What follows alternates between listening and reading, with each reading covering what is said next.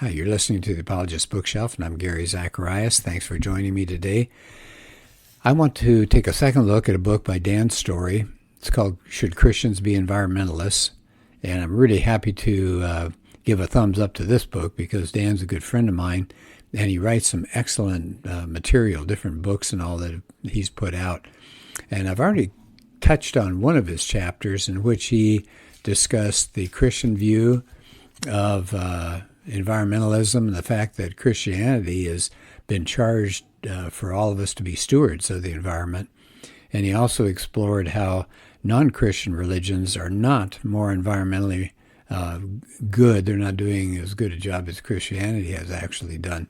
So it may seem odd to say this is an apologetics topic, but I believe it is, because many people say Christianity has been bad for the environment, that we're not concerned about taking care of nature. And Dan's showing that's not the case at all. And I wanted to get into that, let you see that.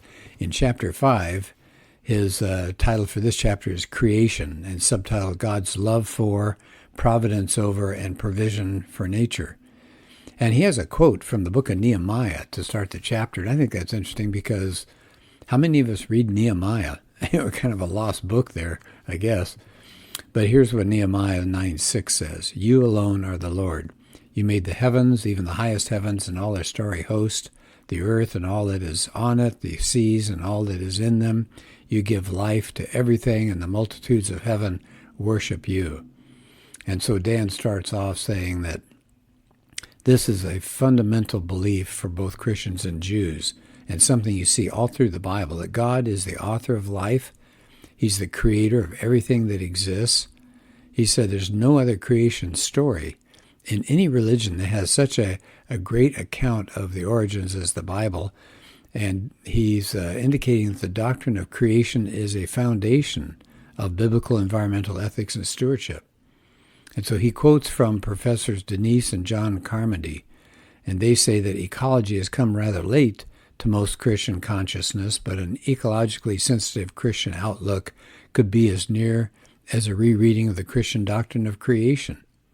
So that's a good way to start this thing. So he said, beside the fact of creation, Dan indicates there are 5 sub-doctrines within this doctrine of creation that are foundational to get to a theology of nature. So one is God transcends creation. He's apart from creation. And so if God transcends it and he exists apart from it, nature can't be divine. All right, so that's a key point, I think. Number 2, God is immanent throughout his creation. He transcends nature, yes, but he's immanent. The Spirit of God is omnipresent, and Dan has a lot of verses to back that up. The third thing he maintains is that God takes care of nature. He actively upholds it. He sustains nature. We see that in Colossians 1:17. God, through Jesus Christ, is before all things, and in him all things hold together. And then another point, God made man in his own image. So we all believe that. And most theologians, Dan points out, agree that being created in his image relates to things like self-awareness and the capacity to reason and create rather than just to react on mere instinct. And then here's a key point. Dan says God values nature independent of people, but never equal to or above. So that's a key thing, I think. So, for example, the Bible teaches in Psalm 8 that people are the pinnacle of God's creation. Humans are of greater value than animals. We see that in Matthew 12:12, Luke 12:7, and Luke 12:24. Nature is there to provide for our needs, Genesis 1:29 and 9:3. And the family of man has a right to use nature and the authority to rule over it, Genesis 1:28. But, as Dan points out, the Bible doesn't give people permission to exploit nature or abuse the creatures. They don't belong to us. Those creatures belong to God. Here's a quote from Deuteronomy. To the Lord your God belong the heavens, even the highest heavens, the earth, and everything in it. The Bible does not teach that God created the earth just for our consumption and comfort. Value of nature to God is independent of humanity. I think that's important as well. So he then moves to what he calls biblical evidence. So he gives some Bible passages to show that God takes care of animals, both wild and domestic. So he starts off, he says, God created a world designed to support animal life as well as human. We see that in Psalm 36:6, Isaiah 43:20.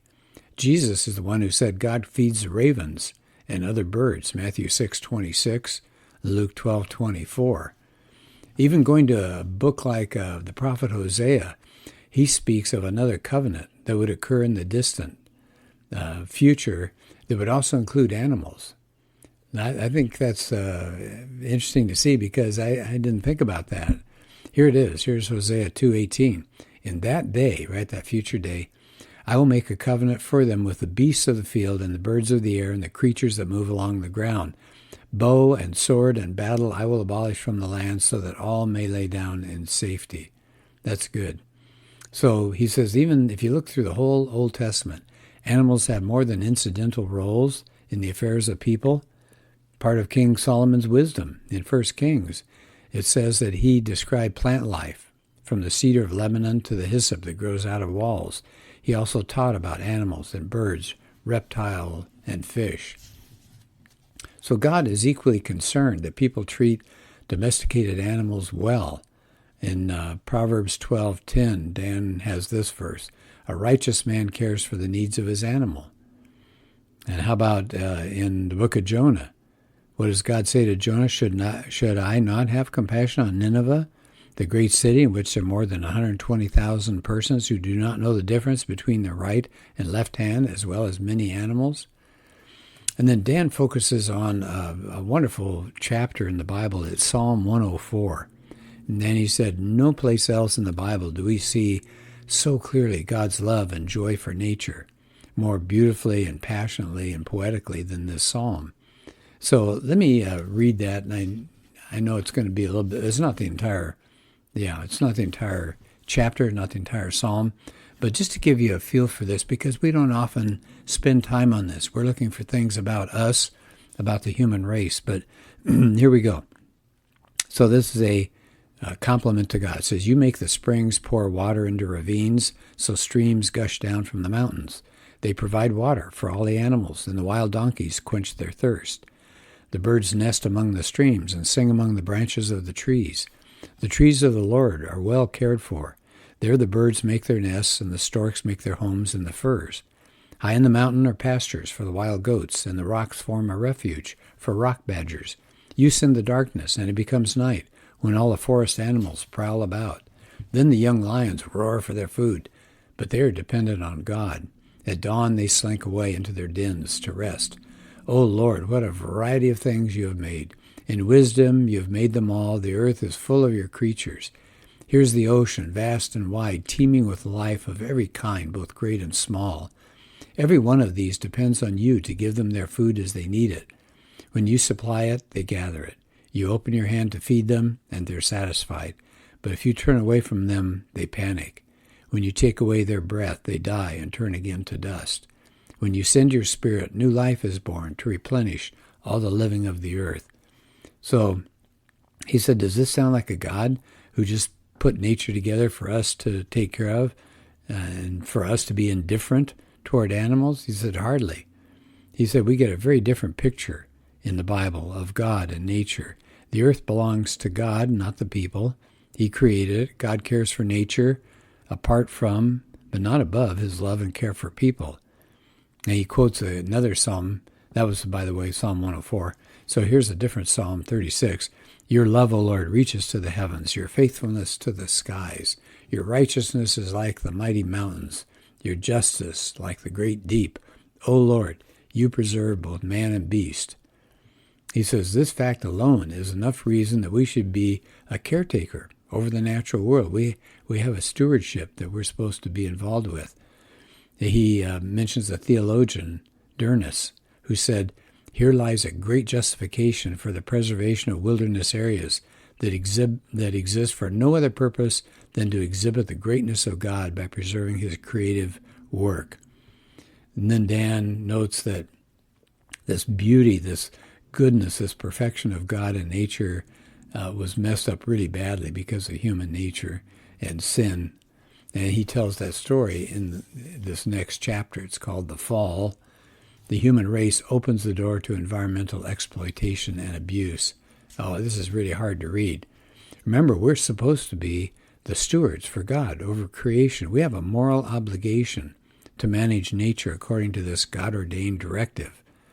Now, let me pause here again to point out, and I've said this already, but many people who are critics of Christianity say the Bible encourages us to rape and pillage and take over all of nature. No, that's not true at all. In fact, we see this again and again. So Dan moves in this chapter, talking about the fall. What happened because of the fall? Well, decay and death enter the world. The first couple get banished from the garden. We're estranged from God. The human race would be infected with a sin nature. We have this tendency to engage in sinful activities contrary to God's will. And then points out that the effects of the fall weren't limited to humanity. Nature did not fall, but it was cursed. And we see that in Genesis 3. Cursed is the ground because of you, talking about Adam. Through painful toil you'll eat of it all the days of your life. It will produce thorns and thistles for you, and you will eat the plants of the field. By the sweat of your brow you will eat your food until you return to the ground, since from it you were taken, for dust you are, and to dust you will return. So Dan is pointing out that the fall of Adam and Eve into sin and the curse on nature made everything change, the relationship between humans and nature. And he said it did two different things. One, it alienated us, the human race, from the rest of creation. It destroyed that wonderful harmonious relationship that we had with nature in the garden. So we're alienated from God, and we're messed up as far as nature is concerned. He said, take a look at the link that we can see between human sin and the consequences on nature. He said, take a look at the worldwide flood. That's Genesis 6. God saw how bad our wickedness was, and what happened? He destroyed all life, and that's people and plants and animals, except those called to the ark. And even after that, though, the humans continue to sin. We don't change, do we? Nature continues to suffer as a result. So we find out, like in the prophet Hosea, he warns Israel.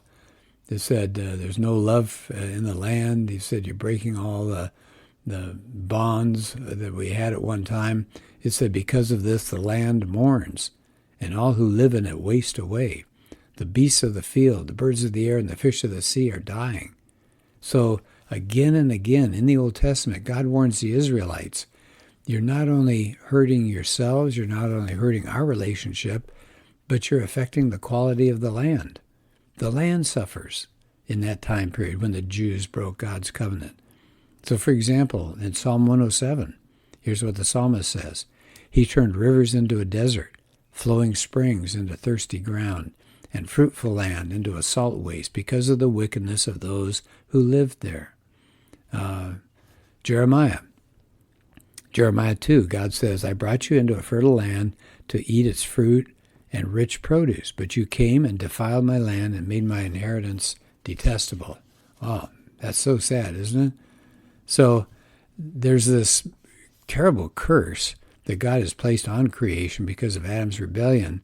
But as Dan points out, even after the fall, nature is a place of beauty. It's a place of solace and serenity and wonder. It's been a blessing, hasn't it, to the human race? I don't know about you, but I love to get out places like Yosemite or Sequoia area, Utah with those amazing land formations in there. So it's been beautiful. And we can see that passion and delight of nature in Israel's promised land.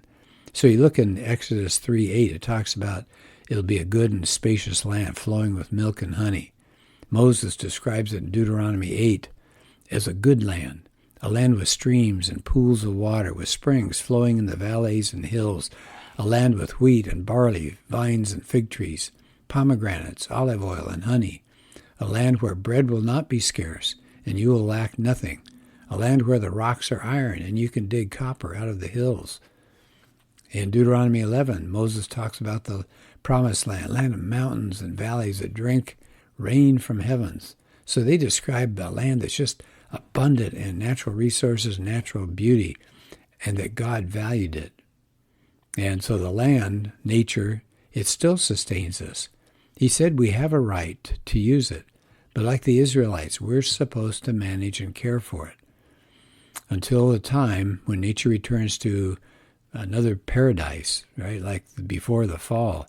Dan says, then perfect harmony will return to people and nature. But before that happens, we and nature have to experience redemption.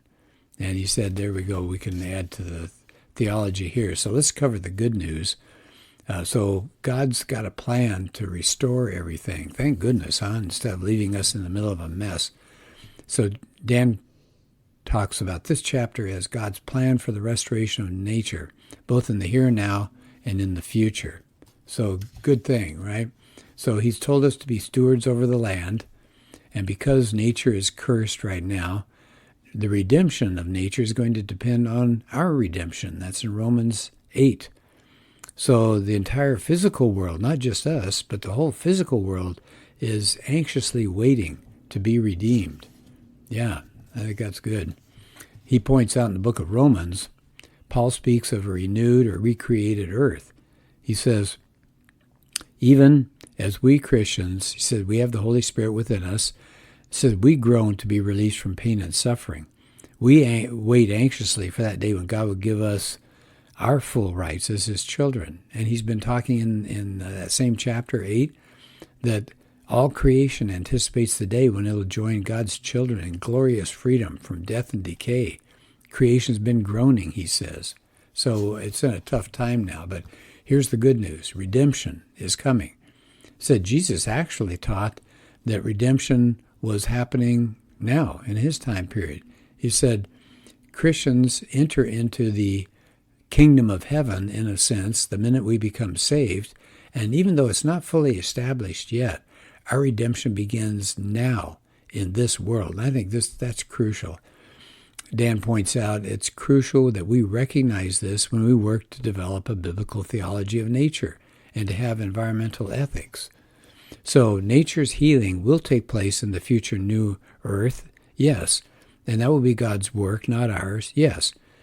But Dan is saying that in the meantime, just as we want to achieve personal and cultural transformation right now on earth to make this earth a better place, we also right now should be fulfilling our stewardship responsibilities as part of redeeming earth right now. He quotes Francis Schaeffer. He has a book called Pollution and Death of Man. Here's what Schaeffer says. God's calling to the Christian now and to the Christian community in the area of nature, just as it is in the area of personal Christian living in true spirituality, is that we should exhibit a substantial healing here and now between man and nature and itself as far as Christians can bring it to pass. Isn't that a great challenge? I love that. All right, so that gives you an idea of Dan's writing and his challenge to us and his apologetics when it comes to environmentalism, that we have a responsible role. God gave us that, and we've messed it up, but it's not God's fault. It's not the fault of Christianity. Christianity is part of the Judeo-Christian story, says that we are stewards. We are to take care of the environment. And so there's our challenge, and we can do it in good ways. Dan even gives some good organizations to consider belonging to that come from a Judeo-Christian perspective. There are certainly some environmental organizations I would say are anti-Christian or at least anti-theist or whatever you'd want to say, and they have their own agenda that I think is probably anti-Christian in some sense. So we've got to be careful. There are some good organizations, as Dan's going to point out, and then there's some that I think are a little over the edge. All right, well, thank you so much for being part of this podcast, and please take care of the earth. We only get one of them. Thanks for being part of this, and we'll talk to you later.